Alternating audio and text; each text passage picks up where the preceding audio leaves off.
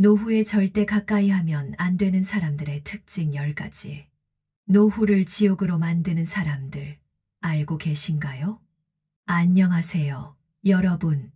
혹시 이런 경험 해보셨나요? 나이가 들수록 사람이 더 중요한 것 같아. 젊을 땐 잘 몰랐는데 가까이 했던 사람 때문에 더 힘들어지는 경우가 많아. 노후에 진짜 중요한 게 뭘까요? 돈, 건강, 다 중요하죠. 하지만 정말 중요한 건 어떤 사람들과 함께 하느냐입니다. 젊었을 때는 주변에 사람이 많고 일이 바쁘다 보니 사람 때문에 힘들어도 그냥 넘길 수 있어요. 하지만 노후에는 인간관계가 더 중요해집니다. 잘못된 사람과 가까이 하면 내 남은 인생이 불행해질 수도 있습니다. 그래서 오늘은 노후에 절대 가까이 하면 안 되는 사람들의 특징 10가지, 그리고 이런 사람들을 피하고 건강한 인간관계를 유지하는 방법까지 이야기해 보려고 합니다. 이 영상이 도움이 되셨다면 구독, 좋아요, 알림 설정 부탁드리고요. 그럼 바로 시작해 볼까요? 첫째, 항상 부정적인 사람. 이 나이에 뭐 하러 해? 세상은 원래 불공평해. 해봤자 안 돼. 괜히 힘만 빼지 마. 이런 말을 듣기만 해도 기운 빠지죠. 부정적인 사람과 가까이 하면 내 기운도 빨리고 삶의 질이 떨어집니다. 예를 들면 60대 김 씨는 오랜 친구와 만나면 항상 기분이 나빠집니다. 친구는 늘 나이 들면 할 수 있는 게 없어 라며 한숨만 쉬어요. 김 씨가 우리 여행이라도 가볼까? 하면 친구는 돈 아까워. 요즘 세상 위험해서 다녀봤자 피곤하기만 해. 결국 김 씨는 아무것도 못하고 점점 우울해지기만 했습니다. 또 다른 예로는 70대 박 씨는 이웃과 자주 어울렸는데 매번 정치 이야기로 싸움이 났어요. 그 이웃은 나라가 망했어. 이제 희망이 없어. 하면서 매일 불평만 했어요. 박 씨는 처음엔 그냥 듣고 넘겼지만 나중엔 그 부정적인 기운이 자기한테까지 영향을 주는 걸 느꼈습니다. 해결책으로는 부정적인 사람과 가까이 하면 내 삶까지 피폐해질 수 있습니다. 이런 사람과는 거리를 두고 긍정적인 에너지를 주는 사람들과 어울리는 게 중요합니다. 노후에는 할 수 있다는 마음이 중요합니다. 작은 것부터 새로운 도전을 해보고 긍정적인 이야기를 나누는 사람들과 함께하는 게 삶의 질을 높이는 길입니다. 둘째, 남의 인생에 간섭하는 사람. 그 나이에 그게 맞아? 내가 널 위해서 하는 말인데 이런 말 자주 듣는다면 조심해야 합니다. 노후에는 각자의 방식대로 살아가는 게 중요하지 남의 잣대에 맞춰 살 필요가 없습니다. 예를 들면 65세 이 씨는 자주 만나는 친구 때문에 스트레스를 받습니다. 친구는 그 옷은 나이값 못해 보인다. 그런 취미 할 시간에 손주 돌보는 게 낫지 않아. 라면서 사사건건 간섭했어요. 처음에는 조언이라 생각했지만 시간이 갈수록 자유가 없는 느낌이 들었어요. 또 다른 예로는 70대 정 씨는 이웃이 너무 참견해서 이사를 고민하고 있습니다. 이웃은 너희 집은 왜 손주들이 안 찾아오냐? 남편은 왜 병원 안 데려가냐? 하면서 끊임없이 간섭했어요. 정 씨는 처음엔 그냥 듣고 넘겼지만 나중엔 자존감까지 떨어지는 기분이 들었습니다. 해결책으로는 노후에는 남 눈치 볼 필요 없이 내가 하고 싶은 대로 사는 게 중요합니다. 남의 간섭을 받지 않으려면 나는 이렇게 살 거야 라고 분명하게 선을 긋는 연습이 필요합니다. 간섭하는 사람과 거리를 두고 서로를 존중해 주는 사람들과 어울리는 게 건강한 인간관계의 첫걸음입니다. 셋째, 끝없는 비교를 하는 사람. 누구는 손주들이 용돈도 주던데 너는? 내 친구는 해외여행 다닌다던데 너도 가야지. 이런 말 들으면 속이 상하죠. 비교하는 사람과 함께 있으면 내 삶이 초라하게 느껴질 수 있습니다. 예를 들면 70대 김 씨는 친척 모임이 힘듭니다. 친척들이 모이면 누구네 아들은 대기업 다닌다.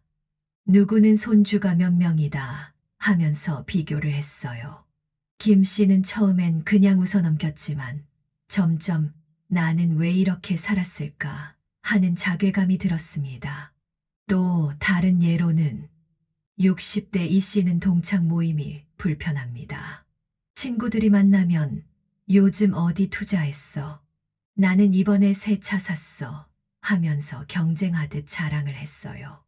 이 씨는 점점 내가 이렇게 살아도 되는 걸까 하는 불안감을 느꼈습니다.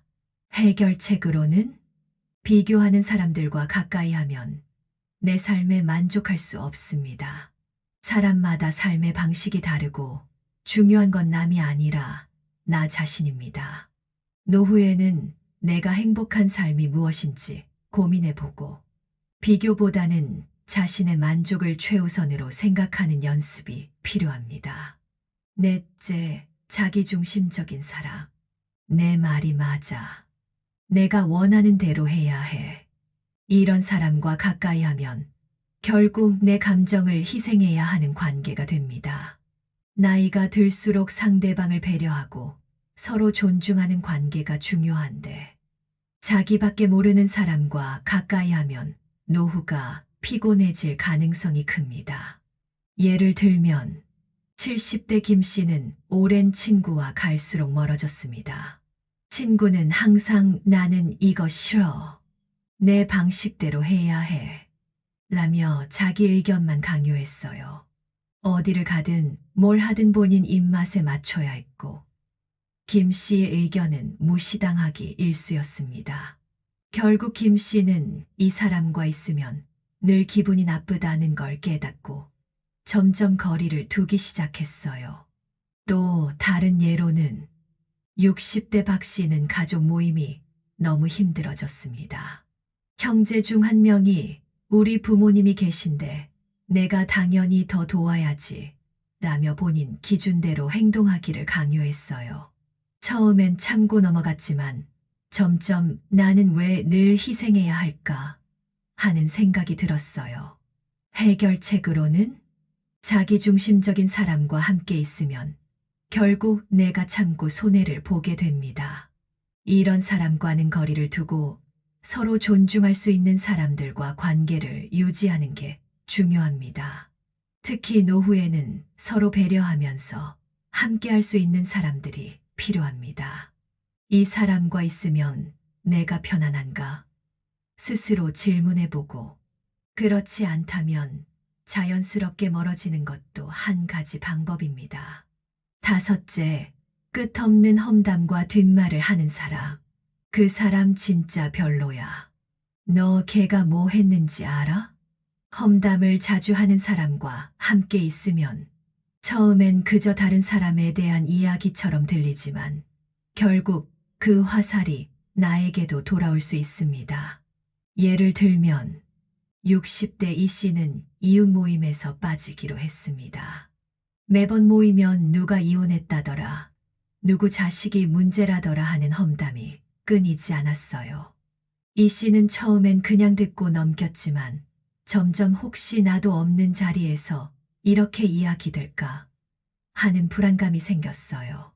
결국 이 씨는 이런 모임에서 벗어나기로 했습니다. 또 다른 예로는 70대 정 씨는 친구가 불편해지기 시작했습니다. 친구는 항상 누구는 돈이 많다더라, 누구는 사업 망했다더라 하면서 남 얘기하는 걸 즐겼어요.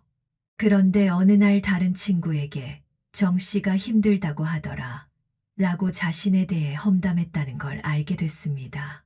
그제야 이 사람과 계속 가깝게 지내면 안 되겠다는 걸 깨달았어요. 해결책으로는 뒷말을 하는 사람은 결국 나에 대해서도 똑같이 이야기할 가능성이 큽니다. 이런 사람과는 적당한 거리 두기가 필요합니다. 또한 험담하는 분위기에서는 가급적 중립을 지키고 함께 이야기하는 걸 피하는 게 좋습니다. 노후에는 건강한 관계가 가장 중요합니다. 남의 험담보다는 서로 격려하고 응원해 주는 사람들과 어울리는 것이 훨씬 행복한 삶을 만들어 줍니다. 여섯째, 늘 피해자인 척하는 사람. 난 항상 불쌍한 사람이야. 내가 이렇게 힘든데 너라도 도와줘야지. 이런 사람과 가까이 하면 끊임없이 감정적으로 이용당할 가능성이 큽니다. 처음엔 도와주고 싶지만 시간이 지나면 내 에너지가 다 빨려버리는 느낌이 들 수도 있습니다. 예를 들면 60대 김 씨는 친구가 너무 부담스러워졌습니다. 친구는 매번 나 운이 없어서 이렇게 힘들어. 내가 좀 도와주면 안 돼? 하며 기대려고 했어요. 처음엔 도와줬지만 나중엔 아예 의존하려는 태도를 보이면서 김 씨가 점점 힘들어졌어요. 또 다른 예로는 70대 이 씨는 가족 때문에 고민이 많았습니다. 조카가 늘 나는 어려서부터 힘들었으니까 삼촌이 좀 도와줘야지 하면서 금전적인 도움을 요구했어요. 처음엔 안쓰러워서 도와줬지만 이 시간이 지날수록 도움이 당연하다는 듯이 행동하는 모습에 부담을 느끼기 시작했습니다.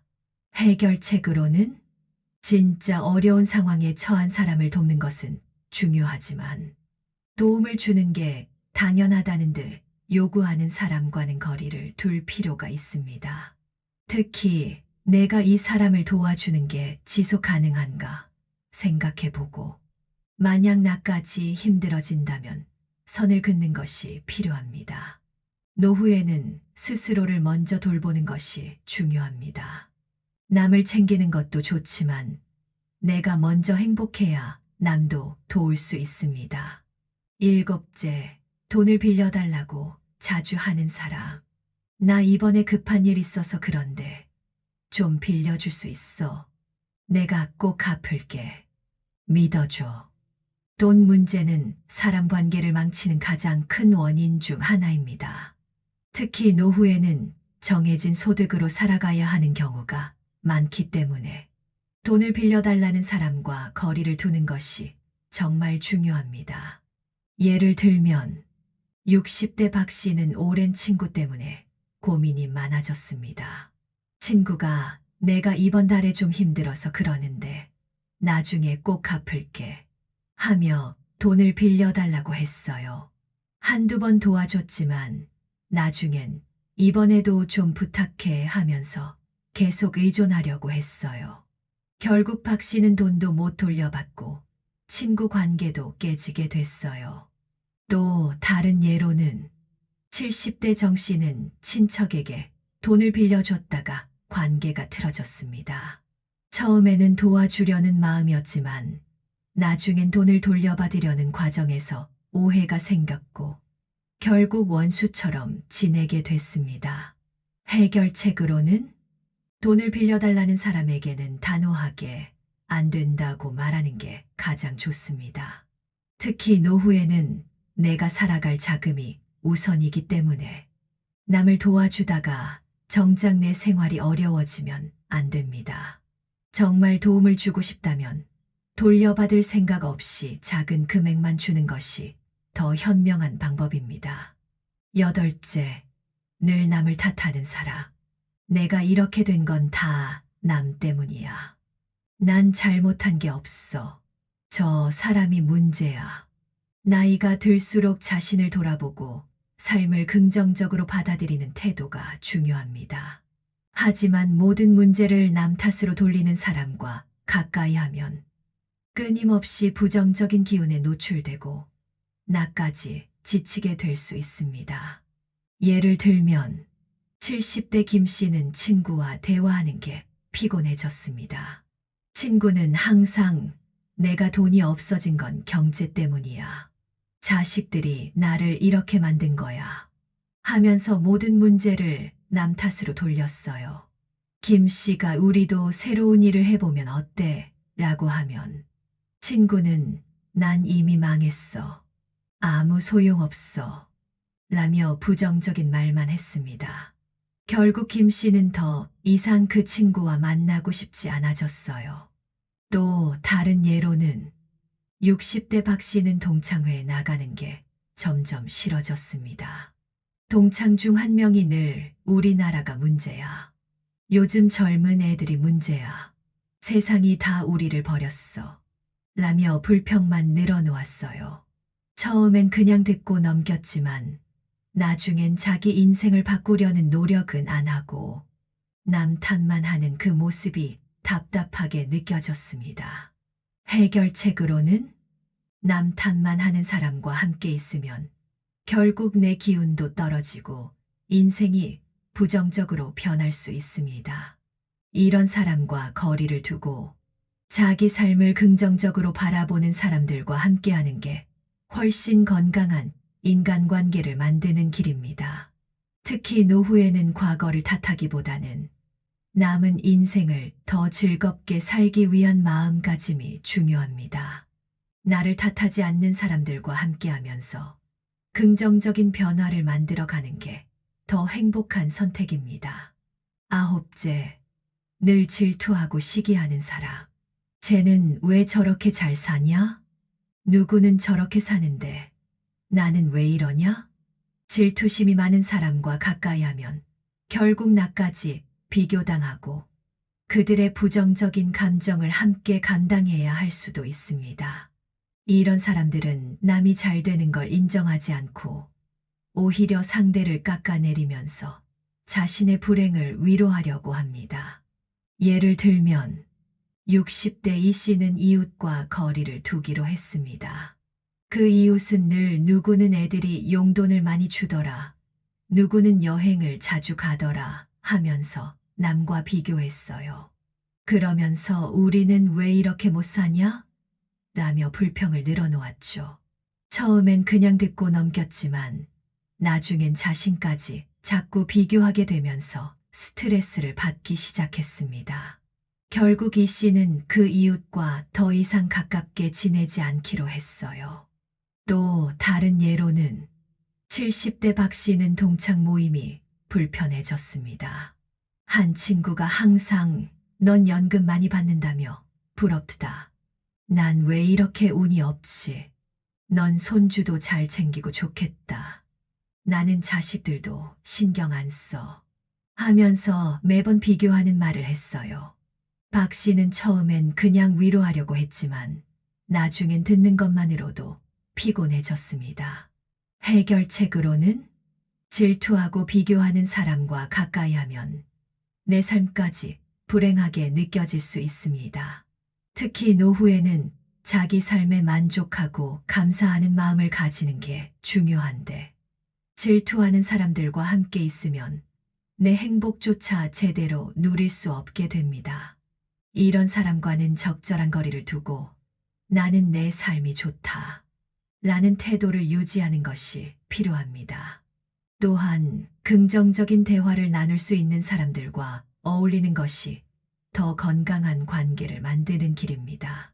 열째, 나를 이용하려는 사람. 너는 돈도 좀 있으니까 도와줄 수 있잖아. 내가 이렇게 힘든데 너라도 도와줘야지.